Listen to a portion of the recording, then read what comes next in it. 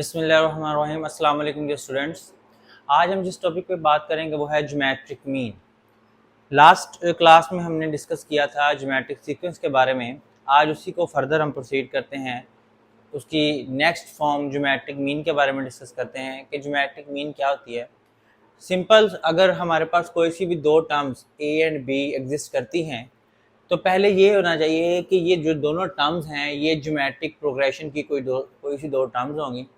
और अगर हम इन दोनों टर्म्स के दरमियान कोई एक ज्योमेट्रिक मीन फाइंड करना चाहते हैं, जैसे कि ए जी एम एंड बी, यानी कि इन दोनों के दरमियान एक ज्योमेट्रिक मीन फाइंड करना चाहते हैं, तो वो हम कैसे फाइंड आउट कर सकते हैं। उसका फॉर्मूला होगा G M is equal to plus minus under root of A into B. यानी कि हमने क्या करना होगा कि हमें जस्ट इन दोनों नंबर्स को मल्टीप्लाई करके रूट लेना होगा, ठीक है।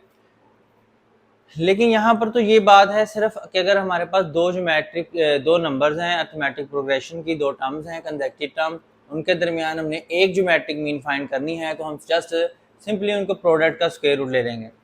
लेकिन अगर हमें क्वेश्चन आता है कि फाइंड दी टू ज्योमेट्रिक 3, 4 या 5 geometric mean between the two number, तब हम क्या करेंगे। तो उसके लिए अगर हम a comma G1, G2, G3 and so on Gn comma b, अगर n ज्योमेट्रिक मीन फाइंड करनी है तो हमें चेक करना होगा कि ये क्या चीज। अब सबसे पहले तो ये अंडरस्टैंड करना जरूरी होगा कि अगर हमारे पास दो नंबर्स के दरमियान एक ज्योमेट्रिक मीन फाइंड करते हैं तो बेसिकली ये पूरा का पूरा एक ज्योमेट्रिक प्रोग्रेशन ही बनाती है। तो यहाँ पर ये भी एक ज्योमेट्रिक प्रोग्रेशन है और ज्योमेट्रिक मीन भी एक टर्म होती है ज्योमेट्रिक प्रोग्रेशन की।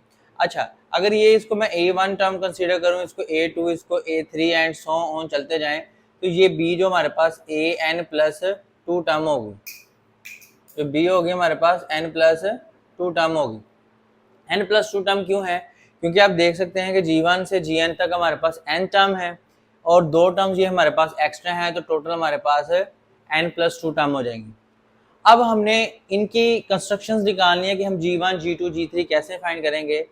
आप लोगों को पता है कि nth term of geometric progression का फॉर्मूला आपके पास था A1 r⁻n−1। अब अगर आप यहाँ से देखें कि जो फर्स्ट ज्योमेट्रिक मीन है वो सेकंड टर्म बनती है ज्योमेट्रिक प्रोग्रेशन की, तो अगर मैं A2 लिखूँ तो उसका फॉर्मूला होगा A1 r, और सेकंड टर्म ही बेसिकली फर्स्ट ज्योमेट्रिक मीन है, तो हम इसको कह सकते हैं कि G1 is equal to A1 r, क्योंकि A2 is equal to r है। इसी तरह हम फर्दर A3 की बात करेंगे, वो होगी A1 r स्क्वायर। A3 किसके इक्वल है? G2 के, तो second geometric mean A1 r square होगी। और इसी तरह हम चलते जाएंगे तो nth ज्योमेट्रिक मीन हमारे पास A1 r n आ जाएगी। कैसे आ गई?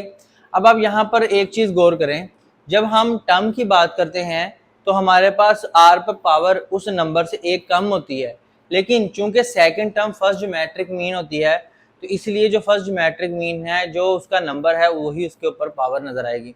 फर्स्ट ज्योमेट्रिक मीन के लिए r पर पावर 1 नजर आई, जो हमें सेकंड ज्योमेट्रिक मीन निकाली उस पर r पावर 2 नजर आई। इसी तरह हम nth ज्योमेट्रिक मीन निकालेंगे तो हमें r पर पावर n नजर आएगी। हम इन्हीं कॉन्सेप्ट्स को यूज करते हुए क्वेश्चन सॉल्व करते हैं।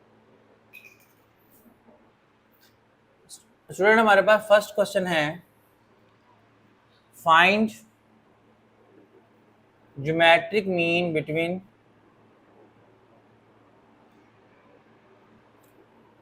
पार्ट 1 है जी -2 एंड 8। हमारे पास दो नंबर दे दिए गए हैं, इनके दरमियान हमने जस्ट एक ज्योमेट्रिक मीन फाइंड करनी है। तो सॉल्यूशन में हम सिंपली लिखेंगे, ये समझ लें कि लेट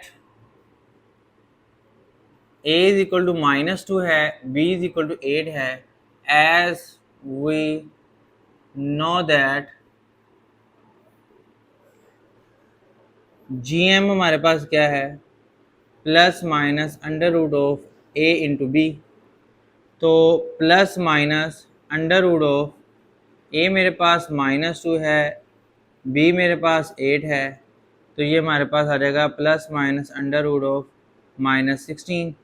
इसको हम लिख सकते हैं प्लस माइनस 4 आयोटा। तो ये हमारे पास ज्योमेट्रिक मीन आ गई है बिटवीन ए एंड बी, यानी कि -2 एंड 8 के दरमियान ये एक ज्योमेट्रिक मीन आ चुकी है।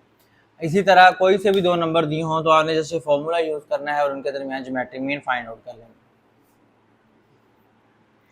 नेक्स्ट क्वेश्चन आता है insert two geometric mean, insert three geometric mean. तो हम थ्री वाला करते हैं, insert three geometric mean between 1 and 16। हमें 1 और 16 के दरमियान थ्री ज्योमेट्रिक मीन इंसर्ट करनी है। तो सबसे पहले हम लिखेंगे late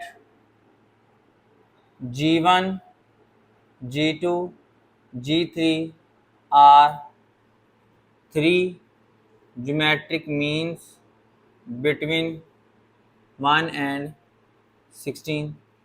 So 1, G1, G2, G3, 16 is a geometric progression, is a GP, simple GP लिखे। अब ये एक GP बन चुकी है हमारे पास। हमें G1, G2 की वैल्यू फाइंड करनी है। तो पहले देखेंगे इसमें कितने टर्म्स हैं। ये टोटल 5 टर्म्स हैं। तो यहाँ पर हेयर A1 हमारे पास आ जाएगी 1, N हमें पता लग गया है कि 5 है नंबर ऑफ द टर्म, और इसकी फिफ्थ जो टर्म है A5 वो हमारे पास 16 है। हमें जस्ट कॉमन रेशो फाइंड करनी है। तो हम लिखेंगे as we know that an is equal to a1 r power n minus 1। अब an में हमारे पास फिफ्थ टर्म क्या है, a1 r4, a5 हमारे पास 16 थी, a1 हमारे पास 1 है और r पावर 4 आ जाएगी। अब यहाँ से हम r की जब वैल्यूज निकालेंगे तो r4 इज इक्वल टू 16 है। इसके हमारे पास फैक्टराइजेशन करके हमने वैल्यूज निकालनी है। अगर आपको डायरेक्ट याद है तो डायरेक्ट भी लिख सकते हैं, अदरवाइज फैक्टराइजेशन कर ले इस तरीके से, r4 minus 16 is equal to 0 कर लेंगे, r square minus 4 square is equal to, तो r स्क्वायर प्लस 4 आ जाएगा और r स्क्वायर माइनस 4 आ जाएगा। यहाँ से r square plus 4 equal to 0 और r square minus 4 equal to 0। यहाँ से r square is equal to minus 4 आ जाएगा और r square is equal to 4 आ जाएगा। यहाँ से r is equal to plus minus 2 iota आ जाएगा और यहाँ से r is equal to plus minus 2 आ जाएगा। हमारे पास 4 कॉमन रेशोज आ चुकी हैं। हमने क्या करना है कि इन 4 कॉमन रेशोज की मदद से ये ज्योमेट्रिक मीन के 4 केसेस ड्रॉ करेंगे। कैसे, पहले हम लिखते हैं when r is equal to 2 iota. अगर r को हम 2 आयोटा लेते हैं तो G1 का फॉर्मूला हमें पता होना चाहिए, वो है A1R। तो A1 हमारे पास 1 है, R 2 आयोटा आ गया, तो आंसर आ गया 2 आयोटा। G2 है हमारे पास A1 R स्क्वायर, A1 1 आ गया और R 2 आयोटा स्क्वायर आ गया, तो वो हमारे पास 4 आयोटा स्क्वायर आ गया और आयोटा स्क्वायर माइनस 1 होता है, तो आंसर माइनस 4 आ गया। इसी तरह G3 निकालेंगे तो वो A1 R क्यूब होता है, A1 1 है और R हमारे पास 2 आयोटा क्यूब आ गया, तो 2 क्यूब हमारे पास 8 हो गया। आयोटा क्यूब को हम आयोटा स्क्वायर डॉट आयोटा लिख सकते हैं। आयोटा स्क्वायर माइनस 1 होता है, तो ये माइनस 8 आयोटा हमारे पास G3 आ जाएगा। तो ये हमने R को एज अ 2 आयोटा यूज़ करते हुए कर लिया। आपने सिमिलरली माइनस 2 के लिए भी सॉल्व कर लेना है। यहाँ पर मैं आपको चेक करवा देता हूँ। When R is equal to 2 के लिए G1 मेरे पास आ जाएगा A1 R, यानी कि 1 है और R 2 है, तो दिस इम्प्लाइज दैट 2 आ जाएगा। G2 मेरे पास आ जाएगा A1 R स्क्वायर, तो 1 इंटू 2 स्क्वायर आपके पास 4 आ जाएगा और G3 आ जाएगा A1 R क्यूब, तो 1 इंटू 2 क्यूब आ जाएगा, तो वो हो जाएगा 8। तो इस तरीके से आप R की डिफरेंट वैल्यूज़ यूज़ करते हुए ये ज्योमेट्रिक मीन निकाल सकते हैं। 2 वैल्यूज़ को मैंने सोल्व करवा दिया, 2 आप खुद सोल्व कीजिएगा। तो ये हमारे पास था कि अगर हमने एक से ज़्यादा ज्योमेट्रिक मीन फाइंड आउट करनी है between any 2 consecutive number. Next student हम डिस्कस करते हैं, इंपॉर्टेंट क्वेश्चन है, क्वेश्चन नंबर है 5। इसमें स्टेटमेंट क्या दे रहा है कि if both x and y are positive distinct real number show that their geometric mean between x and y is less than their arithmetic mean. यानी कि हमें अगर x और y पॉजिटिव नंबर हैं तो हमें ये शो करना है कि जो ज्योमेट्रिक मीन है is less than the arithmetic mean. G ऐसे लिख सकते हैं, a is greater than G. हमें ये प्रूव करना है arithmetic mean is greater than G. हम इस क्वेश्चन को ना दूसरी सेंस में प्रूव करेंगे। हम ये सपोज करेंगे कि a is greater than G. अगर a greater than G, conversely prove करेंगे कि अगर a ग्रेटर देन जी है तो x and y is positive. तो कैसे करेंगे, मैं यहाँ पर लेता हूँ, दोनों तरीकों से किया जा सकता है। इससे ज़रा सिंप्लीफाई हो जाता है कि लेट या suppose a is greater than g। अगर a ग्रेटर देन g है तो अरिथमेटिक मीन किन दो नंबर के दरमियान निकालनी है, वो डिफाइंड है x और y। यहाँ पर x and y be the two number. अब इनको मैंने पॉजिटिव नहीं लिया, x और y हमारे पास कोई से दो पॉजिटिव नंबर हैं, तो उसमें इसमें कंडीशन ये भी दी हुई है कि x and y positive distinct real number. अब डिस्टिंक्ट का मतलब है कि ये सेम नहीं होंगे, दोनों में से कोई एक बड़ा और दूसरा छोटा होगा। हमने ये चीज प्रूव करनी है। यहां पर मैंने सपोज किया है a ग्रेटर देन g, तो अरिथमेटिक मीन क्या होगी x plus Y over two, ये ग्रेटर देन होनी चाहिए। और पॉजिटिव ज्योमेट्रिक मीन का उसने कहा है show that the mean between x and y is less than their arithmetic mean. Geometric mean जो है वो पॉजिटिव ले लेनी है, तो वो अंडर रूट आ जाएगा हमारे पास x और y। अगर हम यहाँ पर 2 को उधर शिफ्ट करें तो x plus y is greater than 2 under root of x y आ जाएगा। स्क्वेयरिंग ऑन बोथ साइड करें, x plus y whole square is greater than 4xy आ जाएगा। और यहाँ पर x square plus y square plus 2xy, ये वाला इधर लें, minus 4xy is greater than 0 आ जाएगा। यहाँ से आ जाएगा x square plus y square minus 2xy is greater than 0। ये हमारे पास फॉर्मूला बन गया x minus Y whole square का, विच इज ग्रेटर देन 0। अब यहाँ से हम लिख सकते हैं इम्प्लाइज, अगर ये x minus Y greater than 0 है, ठीक है, तो ये एक पॉजिटिव है, यानी कि दो नंबर्स का डिफरेंस एक पॉजिटिव नंबर है और ये दोनों डिस्टिंक्ट नंबर ही होंगे, तभी तो उसका आंसर ग्रेटर देन 0 आएगा। ठीक है ना। अब फर्दर इसको प्रोसीड करना है तो हम इनकी डिस्टिंक्शन कैसे शो कर सकते हैं, यहाँ से हम कर सकते हैं कि x minus Y is greater than 0 और यहाँ से x is greater than y आ जाएगा। तो ये इनकी डिस्टिंक्शन भी शो कर देगा कि ये दो डिस्टिंक्ट नंबर हैं। हमने दो डिस्टिंक्ट नंबर ले लिए कि सपोज कर लिया x is greater than y, तो आप इस रिजल्ट को कन्वर्स और इनवर्स दोनों तरीके से प्रूव कर सकते हैं कि अगर आप यहाँ से स्टार्ट करें, जो उसकी स्टेटमेंट में कहा कि x and y are two distinct number, आप उसको डिस्टिंक्ट नंबर को उधर शिफ्ट करके इस फॉर्म में लिख सकते हैं। स्क्वेयरिंग ऑन बोथ साइड कर सकते हैं, स्क्वेयरिंग ऑन बोथ साइड करने के बाद फॉर्मूला एक्सपेंड कर सकते हैं। यहाँ पर आप माइनस जो 2xy है वो ऐड और सब्ट्रैक्ट कर सकते हैं। ऐड और सब्ट्रैक्ट करने से ये आपके पास ये पॉजिटिव वाला इसके साथ अरेंज कर लेंगे और जो सब्ट्रैक्ट करेंगे वो माइनस 4xy हो जाएगा, वो इधर शिफ्ट हो जाएगा।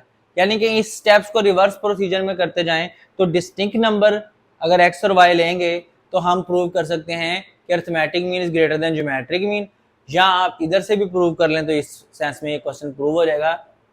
तो ये स्टेटमेंट दोबारा से समझ लें क्या थी। तो उसने कहा था कि अगर x एंड y दो पॉजिटिव डिस्टिंक्ट नंबर हैं तो प्रूव करें कि arithmetic mean is greater then geometric mean है।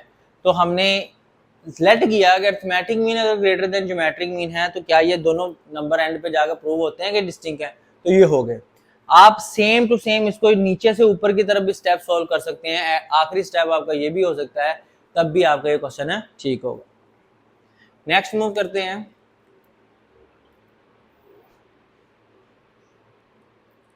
क्वेश्चन नंबर 6 है, for what value of N, हमें यहाँ पर एन फाइंड करना है। और सेम इसी तरह क्वेश्चन हमने पीछे अरिथमेटिक प्रोग्रेशन के लिए भी किया है।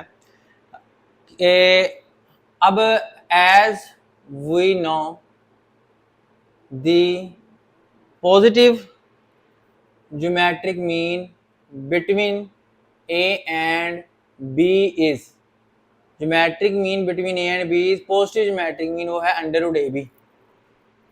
बट गिवन क्या है कि कह रहा है कि if geometric mean between A and B is A N plus B N over A N minus one plus B N minus one, then find N.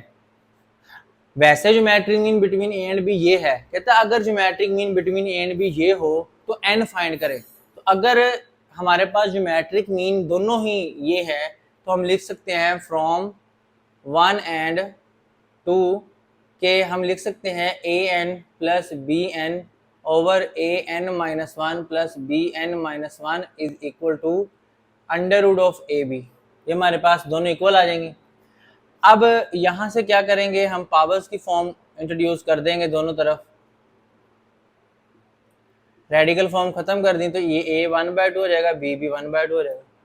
Cross multiplication कर लेते हैं तो ये आ जाएगा a n plus B N that is equal to, जब ये इधर आकर मल्टीप्लाई होगा तो एक दफा इसको ऐसे लिख लेते हैं। तो यहाँ पर ये एज इट इज आ जाएगा। इसको जब अंदर मल्टीप्लाई करेंगे तो ए से मल्टीप्लाई होगा बेसिस सेम पर, ये 1/2 है, ये -1/2 है, तो a की पावर n माइनस 1/2 हो जाएगी, b साथ वैसे ही आ जाएगा। इसी तरह जब ये आगे मूव होगी तो a साथ 1/2 ऐसे ही आ जाएगा और b की पावर n माइनस 1/2 हो जाएगी।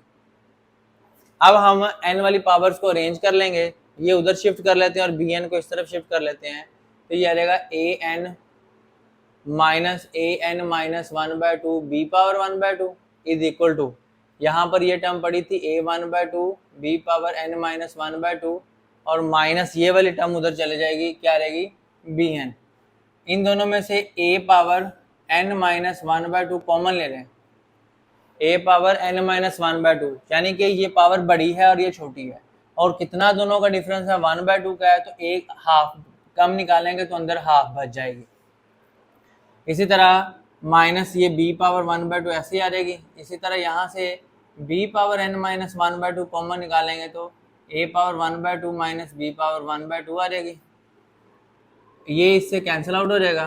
a power n minus 1/2 equal to b power n minus 1/2 हो जाएगा। a power n minus 1/2 over b power n minus 1/2 is equal to, इसको 1 लिख सकते हैं, यानी कि इसको इधर डिवीजन में ले आए।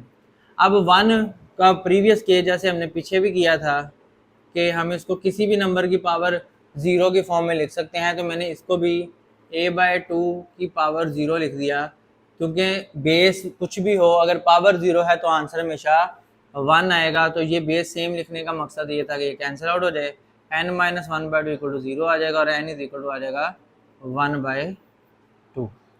जी नेक्स्ट हम क्वेश्चन नंबर 7 करते हैं। इसमें वो कह रहा है कि हमारे पास अगर एक अरिथमेटिक मीन है वो उसकी ज्योमेट्रिक मीन से 2 एक्सीड है, if the arithmetic mean is 2 exceed from its geometric mean, तो हमारे पास गिवन क्या होगा कि अरिथमेटिक मीन ज्योमेट्रिक मीन से 2 एक्सीड है, तो ज्योमेट्रिक मीन में अगर हम 2 ऐड कर दें तो दोनों बैलेंस हो जाएगी। ये हमारे पास फर्स्ट इक्वेशन है। अब अरिथमेटिक मीन हमारे पास दो नंबर के दरमियान क्या होती है, a प्लस बी ओवर 2, और ज्योमेट्रिक मीन क्या होती है ए बी, और ये पॉजिटिव ज्योमेट्रिक मीन की बात करें और ये आ जाएगा 2 के। इसको दूसरी तरफ शिफ्ट कर देते हैं, a plus B is equal to 2 into under root of A B plus 2।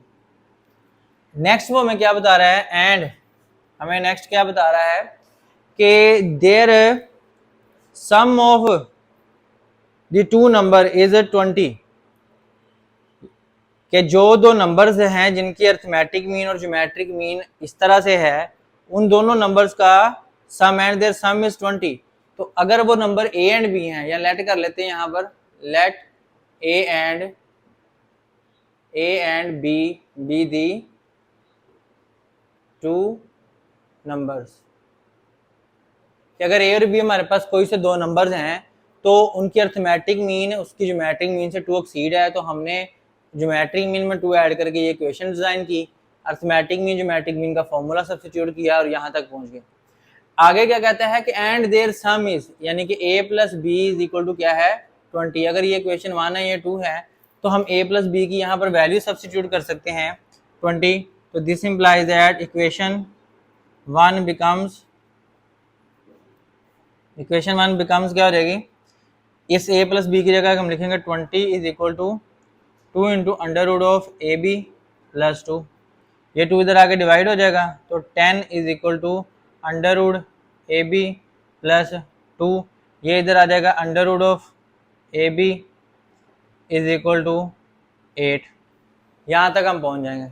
अच्छा जी, इसके बाद अगर हम स्क्वेयरिंग ऑन बोथ साइड करें तो ए बी हमारे पास किसके इक्वल आ जाएगा 64 के। यहाँ पर ए बी हमारे पास 64 आ चुका हुआ है। अब ये हम इक्वेशन 3 कह लेते हैं। अब हमारे पास दो ऑप्शन हैं, हम यहाँ से ए या बी की वैल्यू निकाल के इसमें पुट कर दें या यहाँ से वैल्यू निकाल के इधर से पुट कर दें। मैं लिखूंगा from equation 2 a is equal to 20 minus B, यहाँ से a की वैल्यू निकाली, पुट इन 3, इस 3 में पुट करते हैं। a की जगह लिखा 20 minus B into B is equal to 64, तो यह आ जाएगा 20b minus B square is equal to 64। Arrange करते हैं, दोनों वैल्यूज इधर ले आते हैं, B square minus 20b plus 64 equal to 0। यहाँ पर हमारे पास क्वाड्रेटिक इक्वेशन बन चुकी है।